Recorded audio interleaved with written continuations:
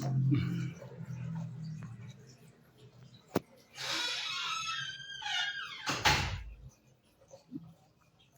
yang baru bergabung, sebentar ya. Lagi diatur dulu.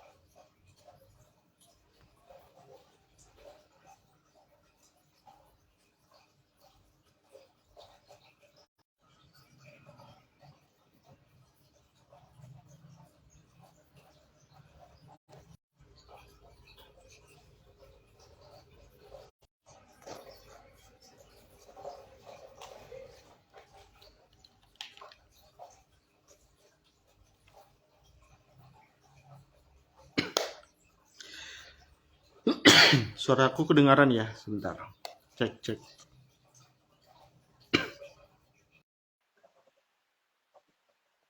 Halo.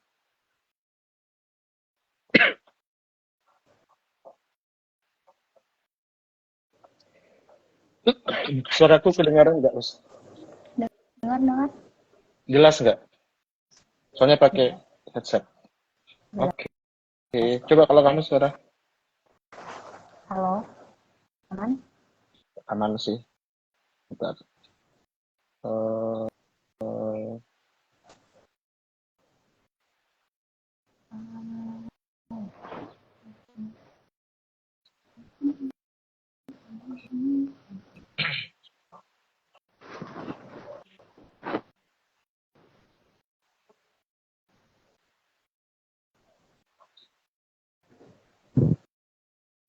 Kita mulai ya.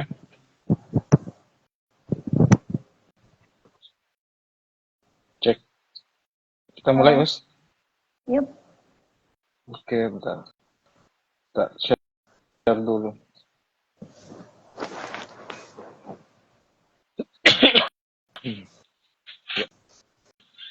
Oke. Bismillahirrahmanirrahim. Assalamualaikum warahmatullahi wabarakatuh. Selamat sore, salam sejahtera untuk kita semua. Kembali lagi di Daras Buku bersama saya Rahmat Al-Barawi, dan kali ini kita akan ditemani oleh seorang Gen milenial ya. Gen Z saya. Kalau Gen Z kemudaan. Gen milenial sama dengan saya juga yang masih milenial. Sore hari ini kita akan membahas secara umum tentang kesehatan mental, tapi akan mendaras buku yang saya kira terkenal dan juga sudah cukup banyak dikaji, dibahas. Teman-teman yang saat ini hadir di Daras Buku, baik secara langsung maupun yang nanti bergabung melalui rekaman relaynya, mungkin banyak yang sudah membaca buku Filosofi Teras dari Henry Manampiring. Nah, nanti kita akan coba ulas lebih dalam dengan Auna Shida ya. Biasanya saya panggilnya Uus ya. Dengan Uus yang akan mencoba mengulas filosofi teras, khususnya karena dia juga berkecimpung atau lama praktisi, mungkin juga sebagai pelaku yang menghidupi nilai-nilai.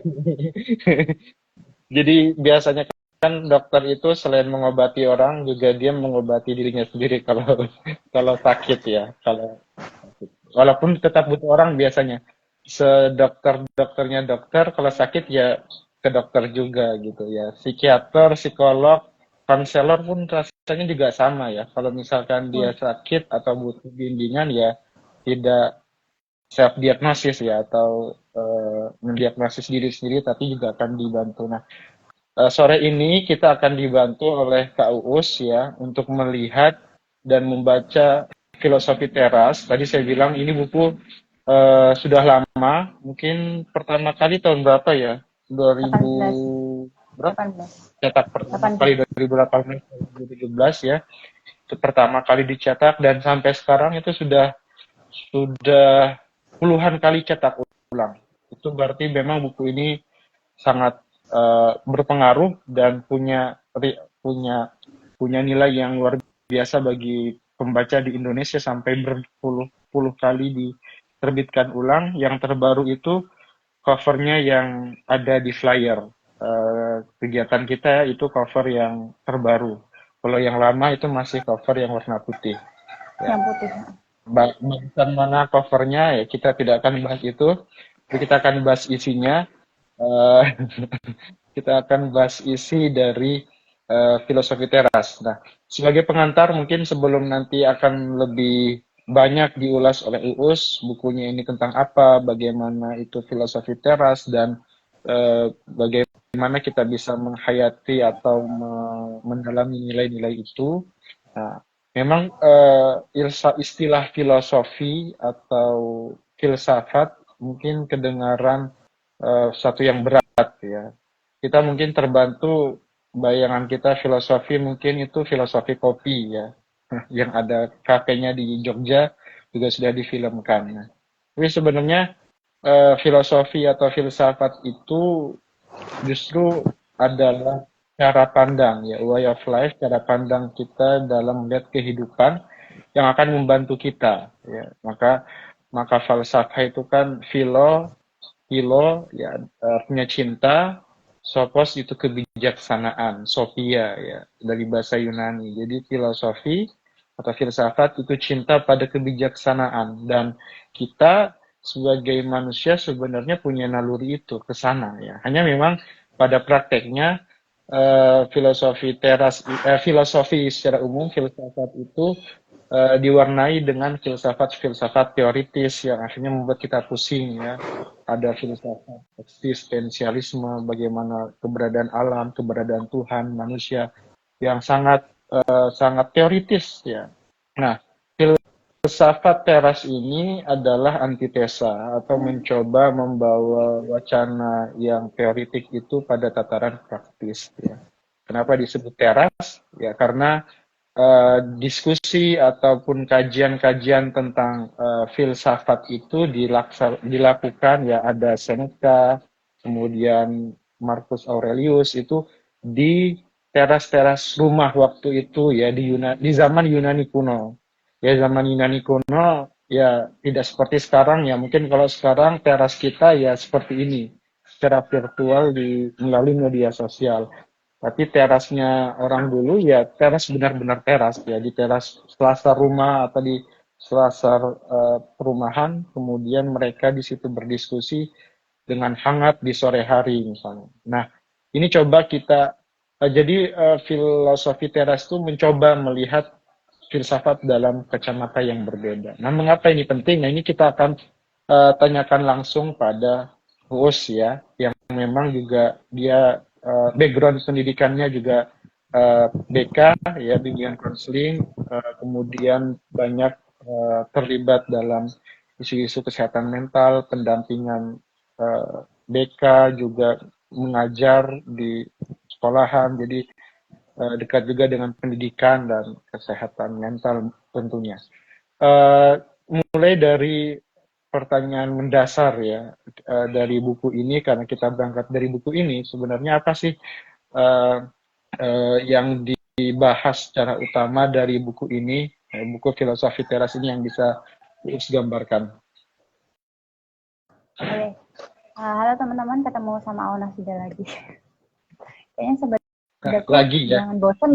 Jangan bosan ya dengan saya ya. Nggak apa-apa.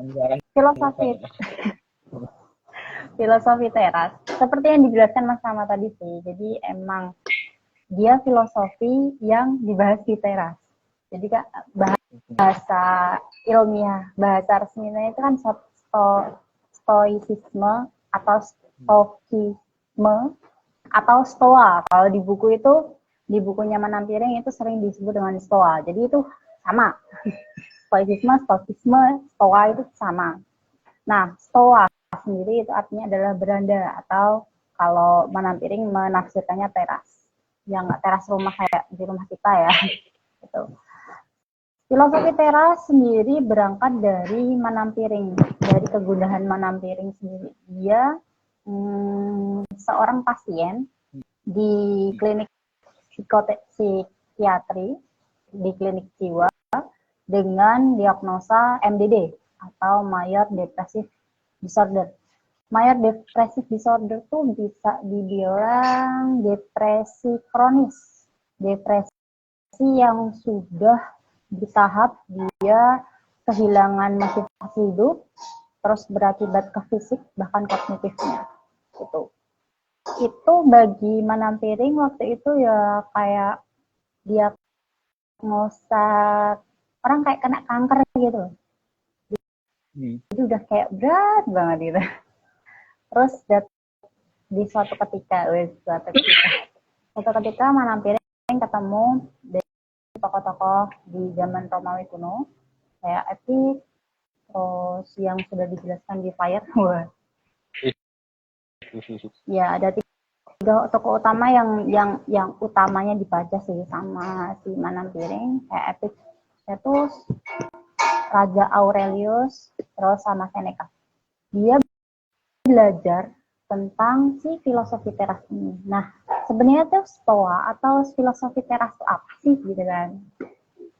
Singkatnya gini, singkatnya dia filosofi yang mempelajari tentang pengendalian diri dan bersinergi dengan alam. Singkatnya itu. Di buku Manampiring ini sendiri, dia sangat menekankan di dua hal, yakni selaras dengan alam dan dikotomi kendali. Dikotomi kendali itu apa yang bisa fokus kepada apa yang bisa kita kendalikan dan menerima apa yang tidak bisa kita kendalikan. Bukan mengabaikan, bukan meninggalkan, tapi menerima. Terdengar seperti ini ya, seperti keagamaan ya. Tapi memang benar. Jadi memang Stoa ini, si Zeno, si pendiri Madhab Stoa ini, beliau memang memasukkan ajaran-ajaran dari dewa-dewa Yunani kuno.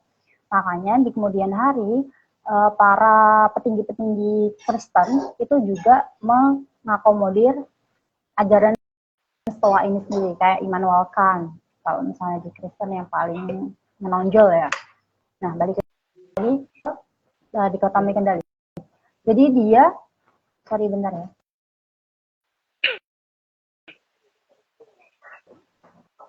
Jadi dia fokus kepada apa yang bisa dikendalikan diri sendiri. Nah, apa yang bisa dikendalikan? Pikiran kita, perilaku kita, persepsi kita. Itu yang bisa kita kendalikan. Nah, maka apa yang tidak bisa dikendalikan?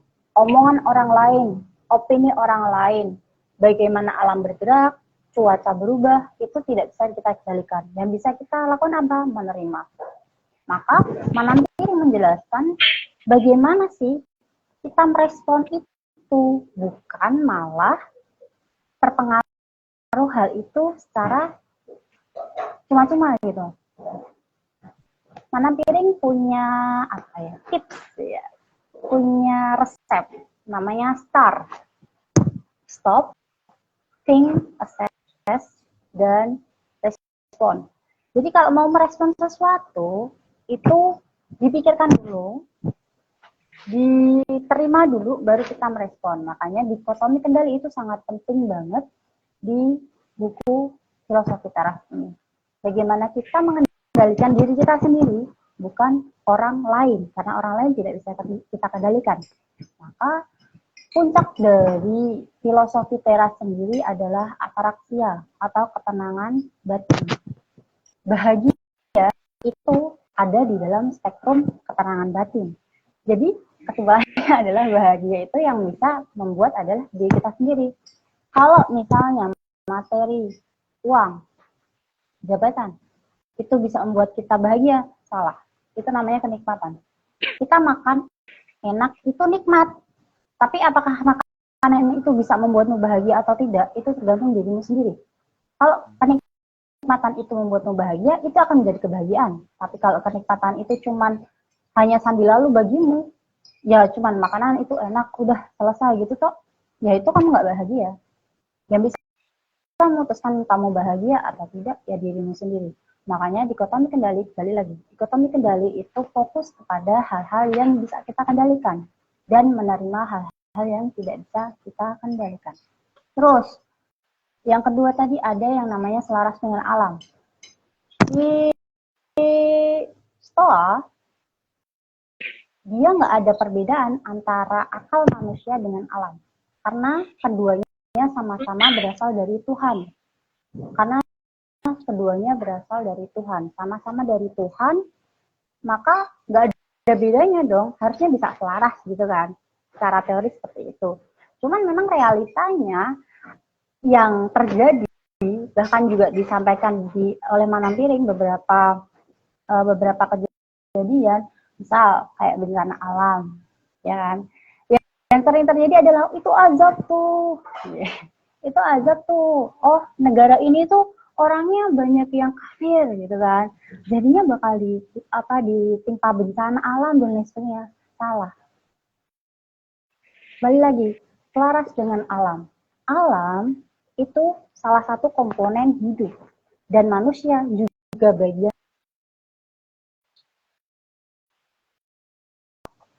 yang menerima akibatnya juga manusia. Maka terjadilah banjir, terjadilah tanah longsor, itu akibat dari sumbangsi manusia sendiri, bukan karena azab.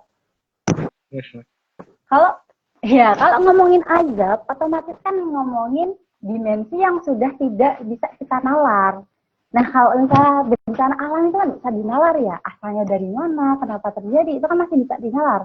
Dia dimensi yang bisa kita nalar, berarti kalau misalnya bisa kita nalar, asalnya berarti dari manusia, bukan dari Tuhan. Nah, ketika dimensi itu sudah tidak bisa kita nalar, nah itu namanya dimensi yang berasal dari Tuhan. Azab, kayak mungkin Nabi Ibrahim dibakar, enggak kebakar, itu kan sudah di luar nalar kita. Nah itu bagian dari tangan Tuhan. Kita nggak tahu apa yang terjadi di sana. Kok nggak kebakar gitu loh. Bahkan bajunya aja kagak kebakar gitu loh. Apalagi tubuhnya gitu. Itu kan nggak bisa kita nalar. Itu ada tangan-tangan Tuhan di situ. Tapi kalau misalnya bencana alam, kita tahu lahan sawit, misal, itu suatu ketika akan menghabiskan unsur hara, akan menghabiskan pasokan air bagus, dan akhirnya merusak lahan. Tapi ketika itu tetap ditanam udah ada ilmunya, tapi tetap dipaksa, ya udah, ada konsekuensinya. Konsekuensinya mungkin tidak terjadi pada kita, bisa jadi kepada keturunan kita. Dan kemudian kita kenal dengan namanya paradoksal dunia. Jadi ada baik, buruk, benar, salah, dan semuanya akan berputar ke lingkaran yang sama. Itu.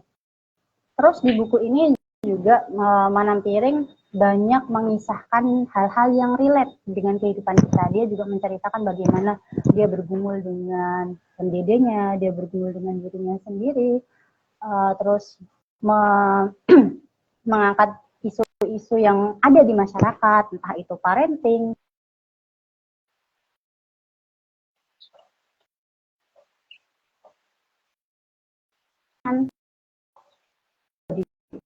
jadi teman-teman mungkin bisa baca lebih rinci, karena membaca itu mungkin yang saya serap berbeda dengan yang teman-teman serap. Mungkin yang bagi saya relate, bagi teman-teman nggak relate, tapi bagi teman-teman relate bisa jadi bagi saya nggak relate gitu. Jadi bisa dibaca untuk pengalaman-pengalaman itu. Gitu sih. Tapi kalau saya relate-nya di MDD-nya. Saya masuk pasien. Saya termasuk pasien dan ini diagnosa klinis, maksudnya sudah didiagnosa oleh psikiatri. Oh ya, teman-teman jangan pernah mendiagnosa diri sendiri. Jangan pernah mendiagnosa diri sendiri. Jadi kalau misalnya teman-teman merasa butuh bantuan silakan datang ke psikiater, psikolog, konselor untuk mendapatkan bantuan. Jadi jangan mendiagnosa diri sendiri, jangan sok tahu terhadap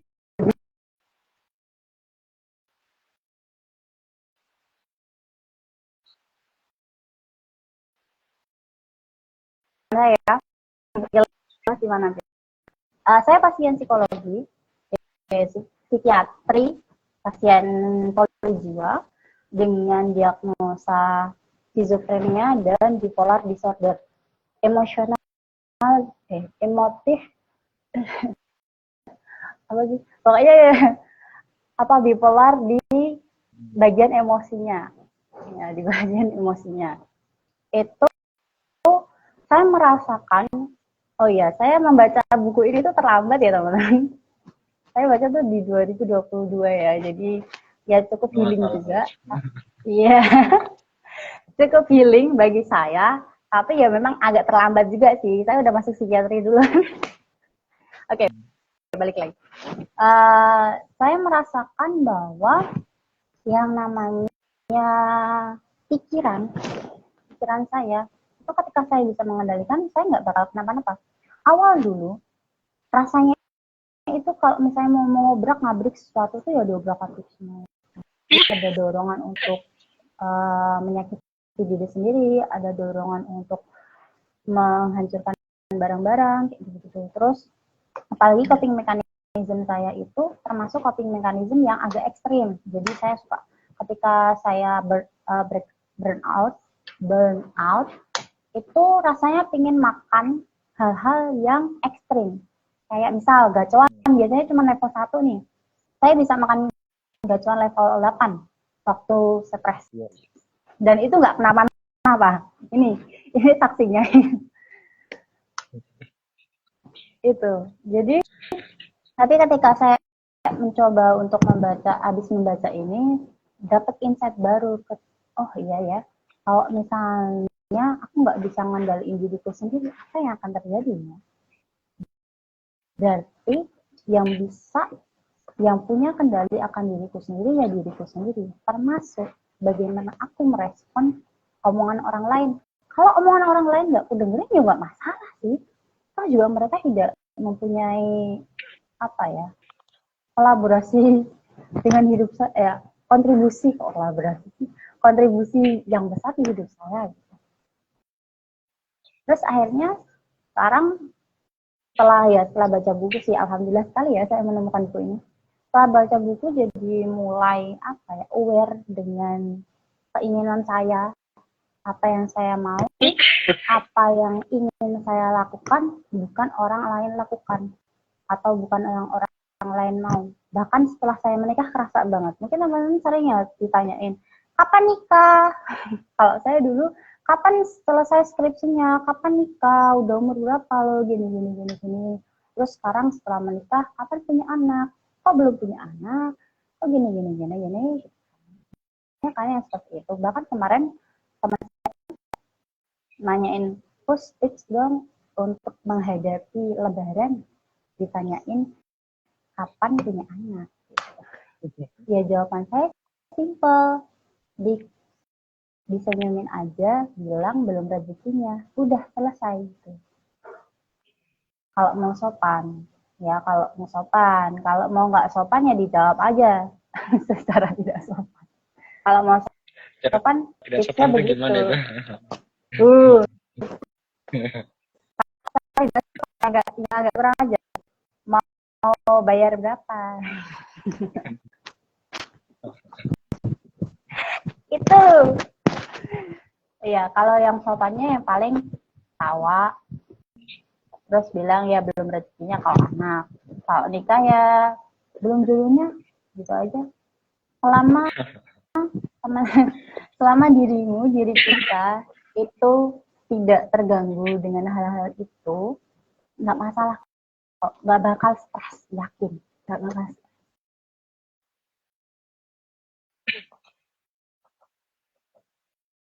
Halo. Halo? Masih dengar nggak? Oh, ya. Kalau ditanyain kapan punya anak, ya aku jawab aja emang belum rezekinya. Toh juga yang ngasih nyawa juga Tuhan, bukan aku. Manusia kan tugasnya untuk berusaha. Seperti halnya kerjaan. Kerjaan sendiri aku ngerasain pernah jadi pengangguran ya, tentu. Pernah menjadi pengangguran, stres tentu. Tapi yang membuat saya stres bukan saya nggak kerja terus dipandang orang lain buruk, bukan. Tapi karena saya butuh melanjutkan hidup. Gitu. Ketika motivasi itu datang dari diri saya sendiri, pekerjaan apapun bisa saya lakukan. Meskipun saya lulusan BK, di kePK-an yang linearnya kan ya jadi guru, jadi konselor gitu kan. Tapi waktu itu awal-awal saya pindah ke tempat suami, saya belum punya koneksi, saya belum punya motion itu. Ya apa yang saya lakukan untuk menyambung hidup saya? Jualan es teh. Itu saya lakukan di depan rumah, jualan es teh sekali. Ya sekalian mengisi waktu luang, sekalian biar saya nggak nganggur-nganggur banget, tapi dapat duit bisa buat makan. Gitu. Jadi memang tergantung diri kita sendiri. Apa yang bisa kita kendalikan, itulah kebahagiaan kita. Tapi kalau misalnya nggak bisa kita kendalikan, ya udah diterima. Nah, diterimanya itu bukan ya nggak yang ya udahlah, nggak ada. Lagu Bondan Prakoso itu jangan diaplikasikan serta merta ya sudahlah itu jangan. Tapi ya sudahlah itu. Kemudian apa yang bisa kita lakukan untuk menanggapi itu? Oh banjir nih. Kita nerima, karena itu memang kondisinya. Cuman apa yang bisa kita lakukan ketika banjir? Apa yang bisa kita bantu ketika teman-teman kita terkena banjir? Itu sih Mas Rahmat untuk yang pertama. Iya, menarik tadi yang disampaikan Uus ya, stoa, ya artinya teras, ya sebenarnya kalau mau diringkas itu ya tadi ya. Jadi kita fokus pada apa yang berada dalam kendali kita, ya. Ada hal-hal yang berada dalam kendali kita, ada hal-hal yang berada di luar kendali kita, ya. Maka yang berada di kendali kita itulah yang bisa kita tingkatkan, bisa kita ubah, bisa kita bisa kita atur. Tetapi apa yang di luar kendali kita yaitu tidak bisa kita kendalikan ya. Misalnya malas ya, disiplin, sifat malas itu kan sebenarnya berada di kendali kita. Kita bisa mengubah. Oh saya harus melawan kemageran nih, saya harus disiplin misalnya, atau saya harus menyelesaikan misalnya studi saya misalnya. Itu bisa dalam konteks kita yang mengatur. Tapi ternyata ada hal-hal misalnya kampusnya terbakar misalnya, atau dosennya tiba-tiba keluar negeri atau sakit yang kemudian akhirnya menghambat studi kita. Nah dalam hal itu ya itu bagian dari kita tidak bisa memprediksi itu. Di situ ya kita terima. Tapi tadi bukan berarti kita menerima semuanya gitu. Kita juga perlu mengoreksi diri kita. Mungkin ada hal-hal di dalam diri kita yang bisa kita kendalikan tapi belum kita maksimalkan. Ya kayak tadi misalnya mau lulus tapi nggak mau baca dan nulis yang teratur misalnya, tentu akan sulit cepat untuk lulus. Nah, disitulah menurut saya juga di bukunya Henry Manampiring ini ya tadi sudah bilang ya bagian selaras dengan alam. Jadi memang salah satu poin penting stoikisme itu adalah hidup yang selaras dengan alam. Kalau kita baca meditationnya Marcus Aurelius pun juga sama. Dia juga banyak mengajak kita untuk hidup selaras dengan alam. Nah, yang juga dikatakan oleh Henry Manampiring di bukunya itu, selaras dengan alam itu bagaimana bukan hanya sebatas kita hidup berdampingan dengan alam, sebagaimana yang tadi sudah disampaikan oleh Uus, juga kita sebagai manusia bisa hidup sebagaimana nature-nya kita sebagai manusia. Jadi kita sebagai manusia, naluri kita apa yang perlu kita hidupi, yang perlu kita selarasi. Nah, kata Manampiring, yang menjadi nature-nya manusia itu ya bertindak, berpikir secara rasional dengan akal sehat. Ya, jadi itu penting ya. Kalau kita misalnya tadi kembali lagi misalnya dalam kehidupan sehari-hari hari aja, misalnya macet gitu ya. Karena macet kemudian kita langsung tanpa pikir panjang, misalnya kita main klakson di jalan nih ya, yang biasa mungkin di kota-kota besar ya. Itu karena macet kemudian ngelakson-ngelakson. Nah itu kan sebenarnya respon ke saat kita yang itu tidak berdasarkan rasional atau akal sehat, tapi lebih kepada emosional dan nafsu ya. Jadi karena sudah kita nggak bisa mengendalikan. Tapi kalau kita tahan sejenak ya, oh iya, ini macet. Tapi kan yang macet bukan hanya saya, depan-depannya saya juga macet. Yang di belakang saya juga nggak bisa jalan. Jadi kalaupun saya mau ngelakson atau mau menggerutu, ya nggak ada gunanya. Tidak akan mengubah kemudian jalannya menjadi lancar. Nah itu ada akal sehat. Nah jadi memang dari sini kita juga sebenarnya diajarkan untuk mindfulness ya. Jadi gimana hari-hari yang kita jalani itu kita bisa sadar. Kita sadar kemudian kita konsekuen dengan pilihan kita. Nah hal yang lain mungkin sebelum nanti Uus mungkin juga bisa merespon ya. Di buku Henry Manampiring itu dia juga bilang kalau eh, hidup ini tidak ada yang serba kebetulan. Jadi hidup apa namanya kita lahir ke dunia ini pun juga tidak kebetulan saja. Kalau ditanya misalnya kenapa kamu bisa lahir ke dunia misalnya, ya karena orang tua saya yang melahirkan saya misalnya. Tapi nggak sesederhana itu dan nggak sesimpel itu ya.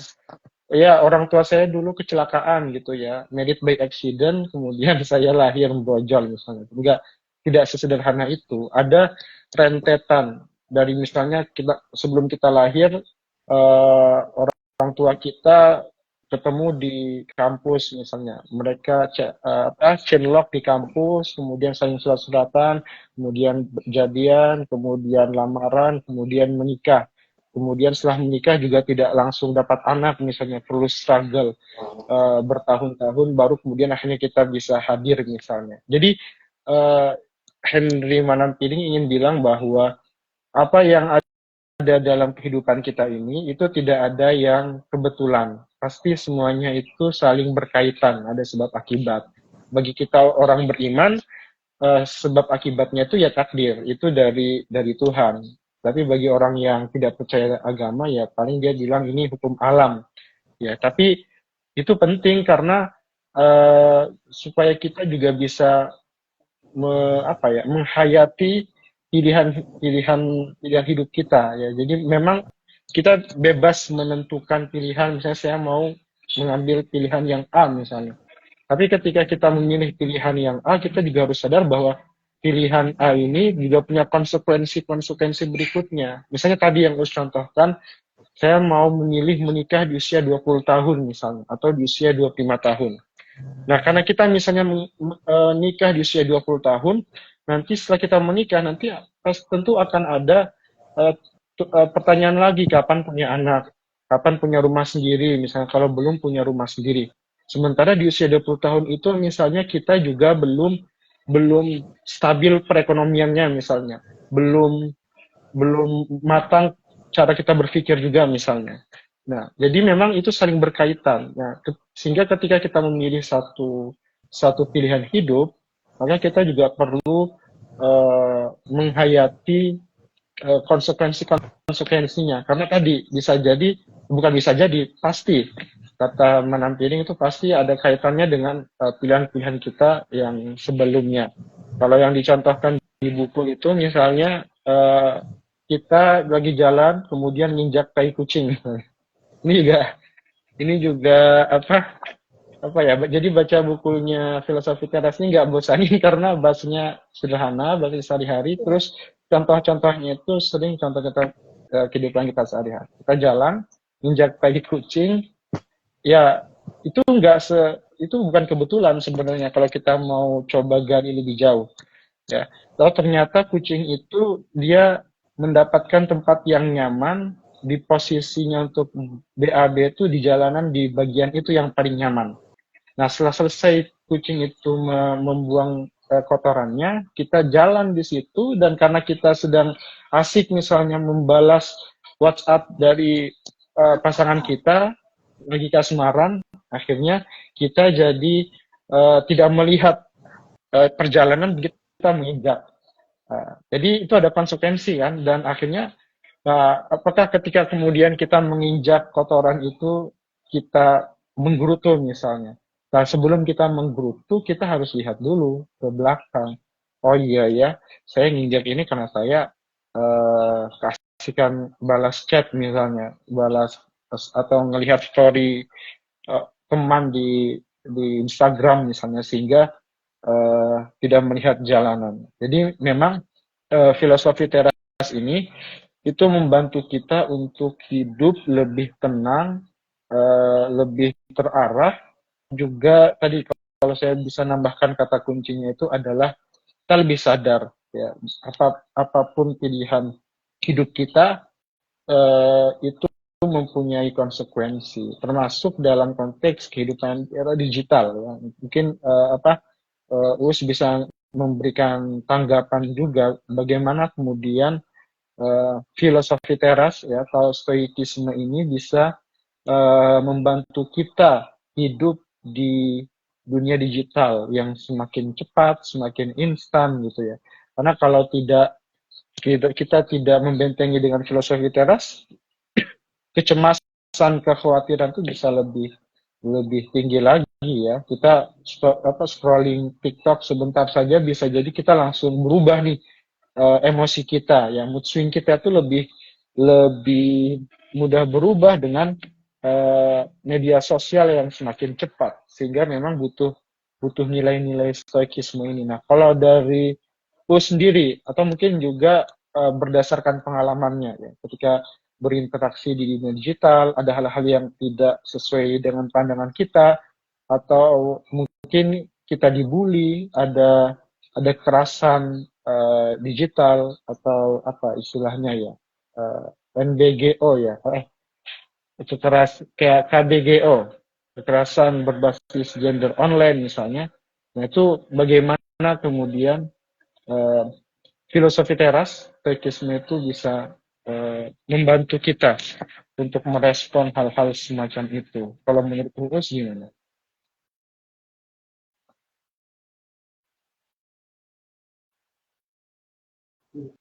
Oke.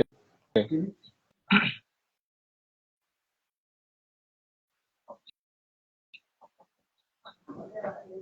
Kedengeran nggak suara gue, Pak? Dengaran.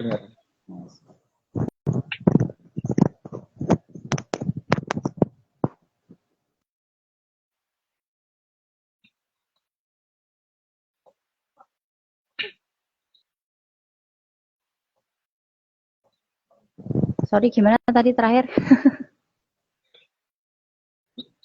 Iya, tadi kan sudah dijelaskan ya, apa namanya stoikisme, apa namanya yang mempertimbangkan bagaimana kita bisa fokus pada apa yang bisa kita kontrol ya. So, kalau bahasanya Henry Monatino tadi dikotomi kendali ya. Jadi kita yang punya kendali pada apa yang bisa kita kontrol. Tapi ada hal-hal yang tidak bisa kita kontrol, maka yaitu sudah ya kita fokus pada apa yang bisa kita kendalikan. Nah, masalahnya di era digital sekarang ya, gadget itu dalam kontrol kita, dalam kendali kita.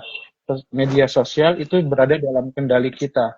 Kita mau berteman dengan si A, si B, si C itu berada dalam kendali kita.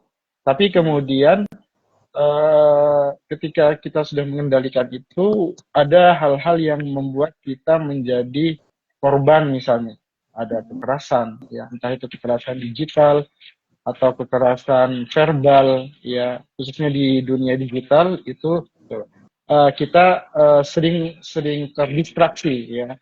Atau misalnya ada topik isu yang lebih spesifik misalnya yang banyak dibahas itu KBGO, ya. KGBO, kekerasan gender berbasis online, KBGO, kekerasan berbasis gender online. Antara dua itulah istilahnya.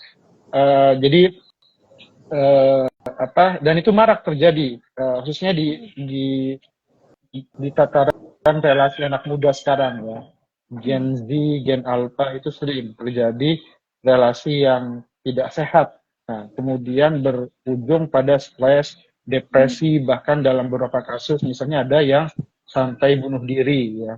Kita tidak menghakimi bunuh dirinya, tapi bagaimana kemudian yang sedang hidup ini bisa mempunyai pegangan, sehingga ketika ya tadi ada masalah semacam itu mereka bisa kembali ke filosofi teras. Nah, kalau dari U sendiri melihat dan mungkin juga mendampingi atau melihat beberapa fenomena yang terjadi di sekitar kehidupan kita juga terkait dengan kekerasan itu, gimana filosofi teras itu bisa bekerja untuk membantu healing kehidupan kita? Oke. Kalau dari kekerasan digital itu spektrumnya banyak banget. Paling sering sih di artis-artis ya, itu paling sering kelihatan karena memang muncul di taman publik. Kalau misalnya personal, mungkin beberapa terjadi dan sampai ke saya, tapi banyak yang tidak sampai ke saya tentu saja karena itu sifatnya personal. Contoh misal yang disampaikan Mas Tama tadi tentang gender, banyak sekali idol K-pop mungkin contohnya yang sering disandingkan dengan plastik, disandingkan dengan banci yang cowok-cowok, padahal yang cewek gak digituin gitu loh. Terus contoh yang lain seperti misalnya para aktor dan aktris dari negara manapun yang sering terjadi itu ketika dia memainkan sebuah film atau drama atau dorama, itu dia berhasil masuk karakter itu gitu loh. Tapi para penonton yang tidak terima dengan karakter ini, dia menjudge, bahkan tidak memberikan ujaran kebencian lewat laman akun si aktor ini secara personal di laman komentarnya gitu loh. Ini marak banget terjadi. Nah, otomatis kalau misalnya kita kalau berpikir jernih, itu tentu sangat mengganggu ya, disgusting banget. Bahkan tanahnya sudah sudah kekerasan verbal kan, sudah diskriminasi verbal di media sosial. Nah, yang terjadi seperti ini, apalagi di netizen 62.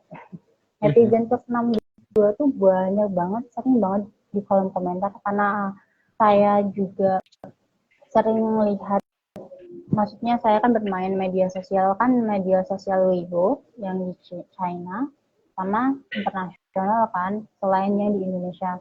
Jadi bahkan di kolom komentar akun yang isinya tulisan-tulisan yang nggak kelihatan itu dibaca apa itu aksara-aksara Mandarin atau bahkan Thailand, itu mesti ada komentar Indonesia gitu loh, yang isinya kalau yang baik sih oke lah, yang wow keren performance-nya atau apa gitu kan, tapi banyak banget, lebih banyak yang disgusting, mengganggu banget, itu sering banget terjadi. Makanya orang sering bilang latah itu ngetik kayak gitu tuh bagian dari latah. Jadi latah tuh bukan cuman ayam enggak, tapi hal-hal yang tanpa dipikir panjang itu juga bagian dari latah, dan itu buruk. Tentu saja buruk. Hal yang tidak kita pertimbangkan dengan baik itu buruk ya. Itu. Dan makanya seperti yang dikatakan sama tadi, buat Anam Piring itu menjelaskan tentang rasionalitas dan mindfulness. Jadi hal-hal itu harus sesuai dengan realitanya, jangan cuma perasaanmu aja. Orang nggak tahu perasaanmu, gitu loh. Terus kamu juga belum tentu tahu perasaan orang lain, makanya jangan menggunakan persepsimu untuk orang lain. Gunakanlah persepsimu untuk dirimu sendiri. Jangan menggunakan persepsimu untuk lain. Begitu juga orang lain juga tidak bisa mengendalikan persepsimu. Gitu. Terus untuk dunia digital, apa sih yang bisa dilakukan filosofi teras? Banyak banget yang bisa dilakukan oleh filosofi teras ini sendiri. Contohnya yang pertama yang tadi saya sudah sampaikan tentang rasionalitas dan mindfulness. Terus yang kedua, pengalaman yang disampaikan Manam Piring dengan bahasanya yang sumpah enak banget. Tiba-tiba ngebahas tukang jualan kopi, tiba-tiba ngebahas tentang tai kucing gitu kan. itu enak banget bahasanya, dan itu sangat dekat dengan para Gen Z, milenial, bahkan alpha yang sering mengaitkan dengan hal-hal yang sudah terjadi di sekitar kita. Makanya buku Manam Piring ini enak banget dibaca dan relatable. Dia relate banget dengan pengalaman-pengalaman yang ada di dunia nyata, karena memang Manam Piring mengambil itu. Bahkan Manam Piring sebelum mengulas babak selanjutnya, di bab pertama itu kan dijelaskan tentang survei galau nasional, survei depresi nasional itu kan, yang dia rilis di laman media sosial buat tahu orang-orang tuh responnya seperti apa. Ada 3.000 lebih itu respon tentang hal tersebut.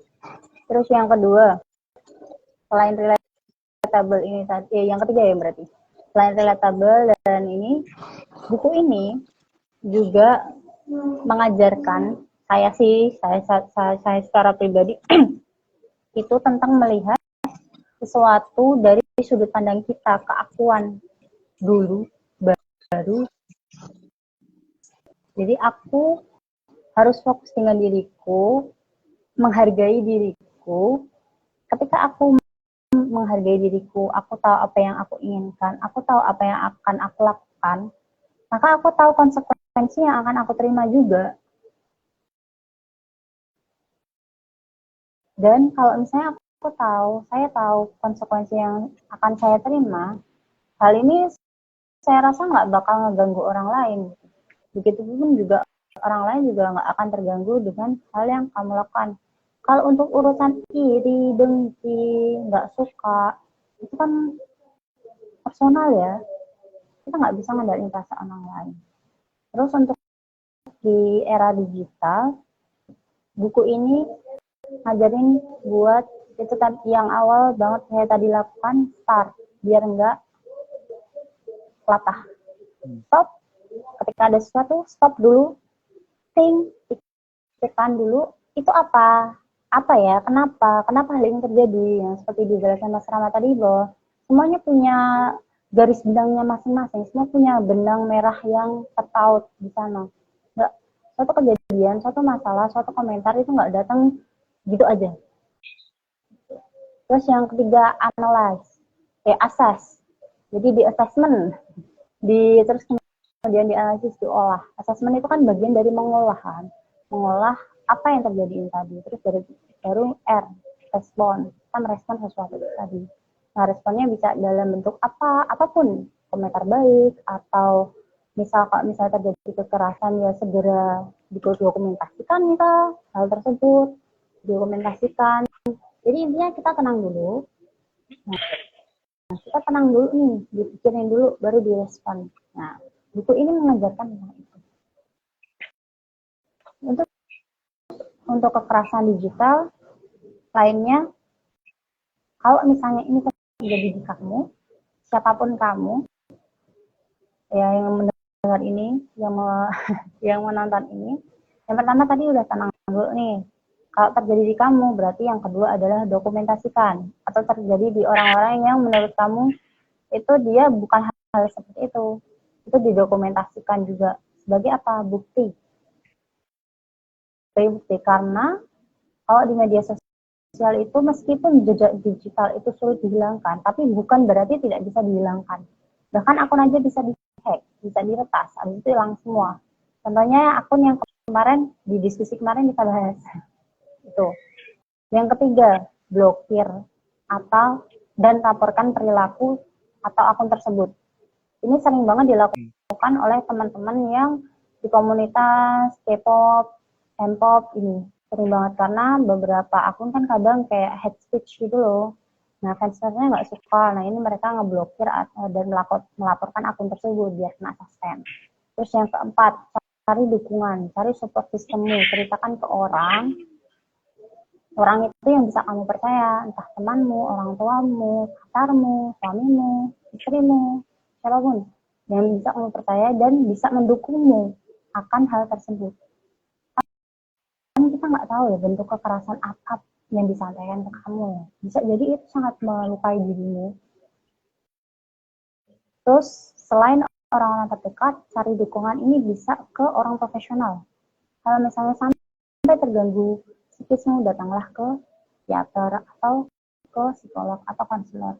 Kalau misalnya hal ini mengganggu fisik keamananmu, datanglah ke pihak yang berwajib. Itu penting banget. Tolong, penting banget hal ini ya. Terus yang kelima, kalau misalnya sampai hal ini serius banget, laporkan ke pihak yang berwajib. Naikkan ke yang lebih serius lagi, biar apa ada efek jerah. Karena ini sudah keterlaluan. Kalau misalnya seriusan udah terlalu banget kan. Ini perlu ditindak biar tidak terjadi rantai-rantai kekerasan selanjutnya yang terjadi di itu sih. Siap, thank you Us. Tadi sudah diberikan step-step dan juga tips ya. Tentu pencegahan lebih baik, tapi kalau memang ada teman-teman yang menjadi korban atau berada dalam circle tersebut, tidaknya itu bisa membantu ya. Dan memang perlu kita pahami bahwa berkaitan dengan kekerasan itu sesuatu yang kita tidak ada yang mau ya. Itu di luar kendali kita tentu yang pertama tadi ya. Jadi nggak ada orang yang mau dikerasi, yang mau dijahati, yang mau di dizolimi kalau bahasa yang lain. Tapi ketika kemudian kita menjadi korban, maka yang penting adalah respon kita, ya bagaimana kita merespon kekerasan itu. Tapi memang itu sulit ya, terutama bagi korban. Nah, disinilah penting orang-orang terdekat untuk membantu korban supaya tetap survive ya, supaya tetap hidup, supaya tetap bertahan dan itu menurutku orang-orang terdekat itu bagian dari yang bisa kita kendalikan juga karena kita tahu kita sudah rasa percaya, kita sudah rasa ya aman dengan mereka, maka orang-orang terdekat entah teman atau mungkin kakak, saudara, orang tua atau siapapun yang kita anggap dekat dan bisa membantu, maka kita butuh bantuan. Jadi itu beberapa hal yang menurut saya juga penting ya. Jadi jangan dianggap remeh juga ya kekerasan sekecil apapun karena siklus kekerasan itu akan terus berputar ya kalau tidak diselesaikan, tidak diselesaikan dengan tepat, dengan baik ya tadi ada bahasa saya tadi ada bukan bahasa saya, bahasa Herman Piring tadi itu ada bahasanya interconnectedness. Jadi keterkaitan, ketersambungan ya. Orang-orang yang hari ini mungkin jadi pelaku kekerasan bisa jadi mereka dulunya adalah korban yang tidak selesai, yang tidak dihealing, tidak ada stoikisme di situ yang membantu dia untuk kemudian pulih. Karena dia belum pulih, maka dia dengan mudah melukai orang lain. Nah, maka tadi ya kita tidak juga bisa melihat kekerasan yang hari ini terjadi misalnya itu kebetulan aja misalnya karena pakaiannya yang terbuka atau yang lainnya. No, tapi ada sirkulasi besar. Nah, sirkulasi itulah yang perlu kita lihat dan bagaimana kita sebagai peacemaker, sebagai anak muda yang punya spirit nilai-nilai perdamaian itu bisa melihat itu lebih jauh. Salah satunya filosofi teras itu bisa membantu ya. Stoikisme bisa membantu kita untuk hidup lebih bijak sekaligus berinteraksi dengan orang lebih sehat ya.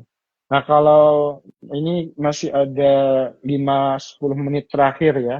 Kalau ada teman-teman di sini yang bergabung ingin bertanya atau menanggapi silahkan bisa diketik di kolom komentar ya. Tapi kalau misalnya tidak ada, Uus bisa nambahkan juga kira-kira refleksinya nih, yang selain yang tadi sudah disampaikan, buku Filosofi Teras ini, apa hal yang menurut Uus paling penting yang bisa kita terapkan hari ini, saat ini, bahkan mungkin setelah selesai live Instagram ini, kita bisa terapkan dalam kehidupan menggerakkan kita gitu ya. Apa ya? Kayaknya udah tak sampai semua. Enggak, ding. Yang masih Atau kalau kalau yang paling penting ya. oh ya, yang paling penting. Oke. Ya, Latah. walaupun sudah Jangan latah. disampaikan tapi yang underline. Oh, jangan latah. Iya, jangan latah. Yang Aku belajar ini sebelum iya, aku belajar ini sebelum aku baca buku ini kalau ini. Di SMA, aku punya pelatih, guruku, pelatih teater itu beliau bilang gini, yang punya tubuh kamu, yang punya kendali akan tubuhmu kamu, setiap kendali, setiap pergerakan itu harus punya alasannya, termasuk bernafas. Makanya kalau misalnya kamu punya kendali akan dirimu sendiri, kamu tahu apa yang dilakukan tubuhmu, bahkan cuma gerakan jari aja, kamu tahu apa yang dia lakukan dan tujuannya apa, maka kamu nggak akan kena latah. Latah itu kan berasal dari ketidaksadaran yang kita lakukan gitu loh. Makanya kalau di ilmu psikologi kan orang bohong sama enggak itu bisa kelihatan dari apa kebiasaan, mimik muka, gimmicknya kayak gimana. Makanya kalau misalnya para kriminal-kriminal yang paham psikologi itu ngeri kasusnya karena dia paham betul apa yang akan dia lakukan dengan tubuhnya gitu. Jadi jangan latah, kenali tubuhmu, apa yang ingin kamu lakukan itu sadari itu. Bahkan sekalipun itu bernafas, nafas pun kan juga kita punya kenal nafas dada, nafas perut, nafas diafragma kan. Jadi kenapa harus dada sih, kenapa perut sih? Ya, kenapa nafasnya lewat hidung gitu kan? Kenapa nggak lewat mulut gitu kan? Kalau ini kan pelajaran dari SD ya, harusnya tahu ya. Kenapa sih dari mulut? Kenapa sih nanti kalau bantuan pernafasan itu harusnya mulut? Gitu loh. Itu perlu banget. Karena ini tubuh kita yang bertanggung jawab atas tubuh kita. Kalau tubuh diri kita sendiri aja kita nggak bisa ngurus, mau ngurusin orang lain ngapain gitu loh. Terus yang kedua, kampanye ke orang lain. Maksudnya kita menyebarkan hal itu ke orang lain juga.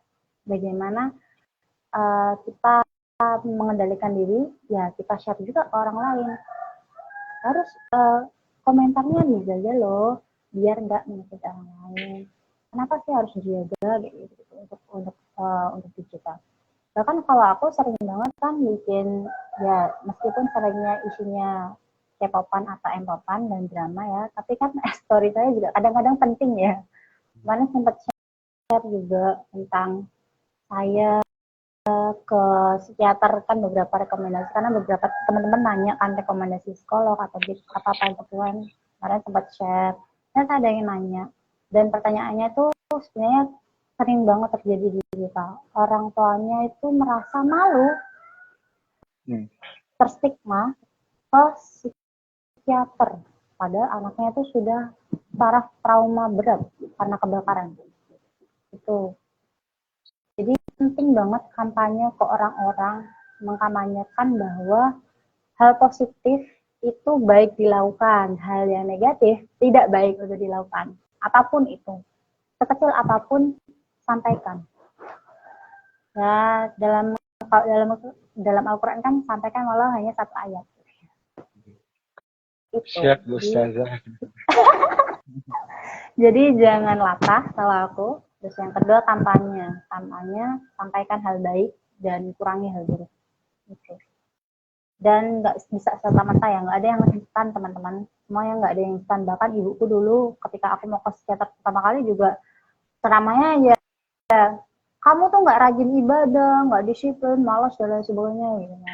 Terus akhirnya yang saya lakukan waktu itu adalah, ayo ibu ikut ke ruang konsultasi, biar beliau ikut ketika aku diprognosis tuh apa yang saya sampaikan dan dokter sampaikan tuh gimana. Ketika keluar ya beliau, ternyata tidak sesederhana cuman karena nggak ibadah gitu loh.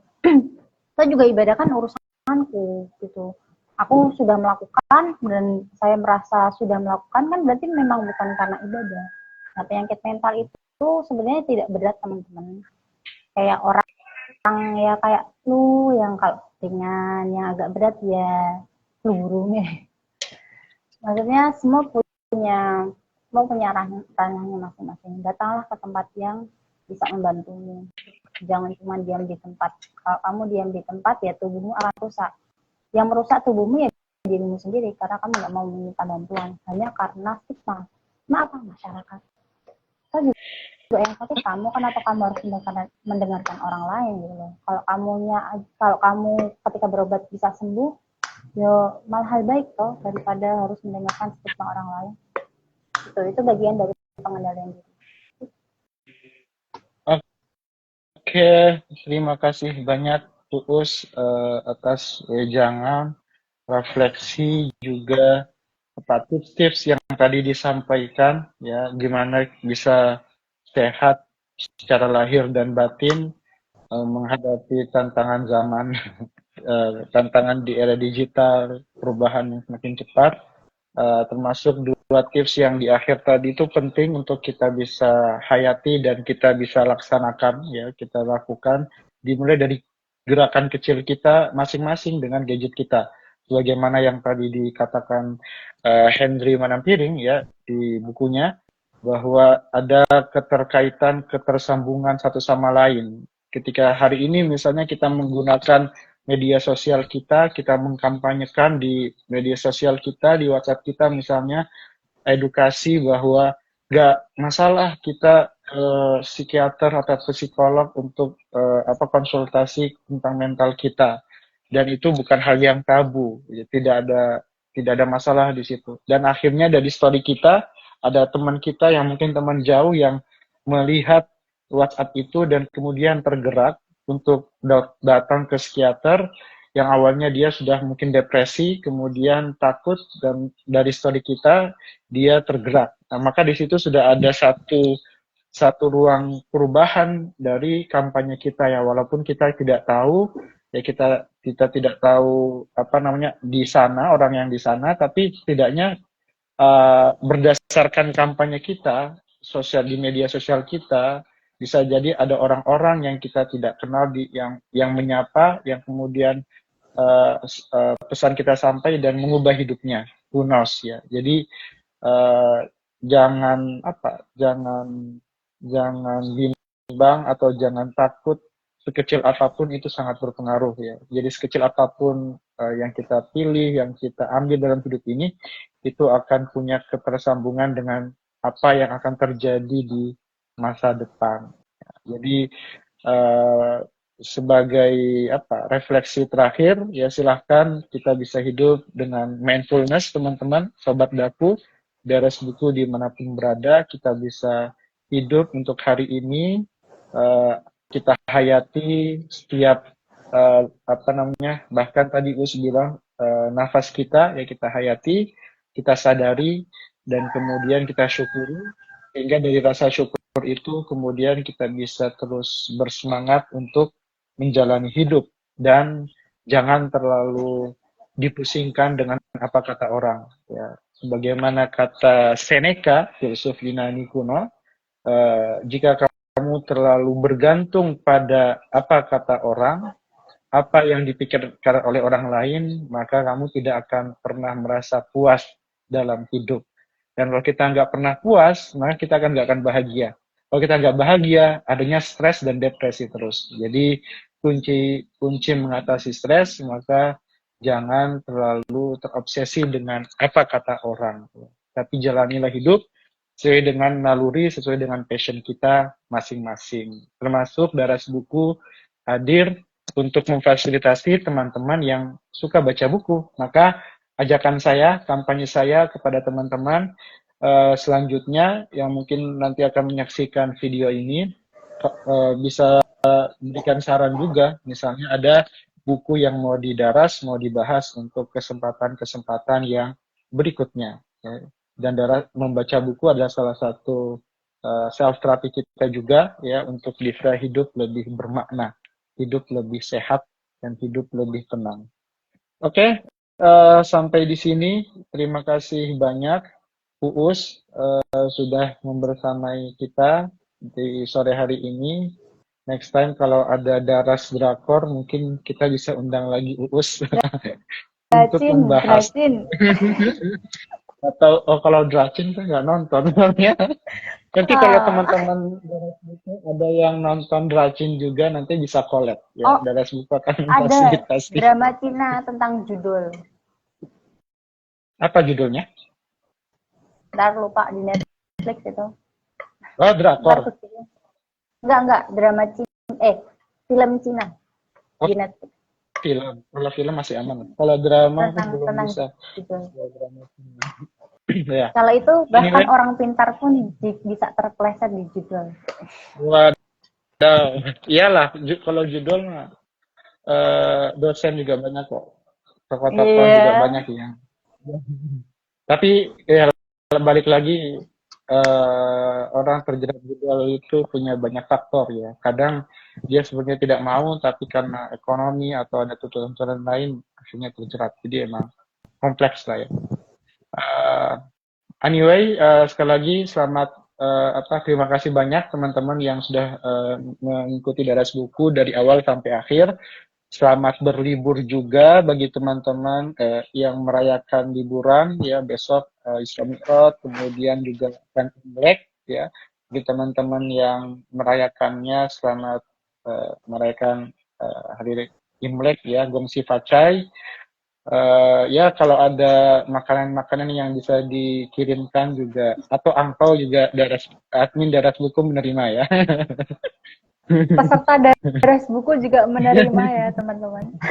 Atau kalau teman-teman ada yang mau mencoba membahas buku-buku tentang tradisi Tionghoa dan semacamnya juga bisa ya. Silahkan Ya, diklik menarik. di kolom komentar atau bahas film Cina. Tapi kalau film Film Cina Cina banyak tadi saya kok. Oke, terima kasih sekali lagi. Mohon maaf jika ada kata-kata yang kurang berkenan. Ya, ini Daras Buku yang kedua, mendaras buku, mengulas buku menjadi perilaku. Terima kasih. Saya akhiri. Wabillahi taufiq wal hidayah. Assalamualaikum warahmatullahi wabarakatuh. Assalamualaikum warahmatullahi wabarakatuh. Thank Bye. you. Thank you teman-teman. Jangan bosan sama Nasida. Haha.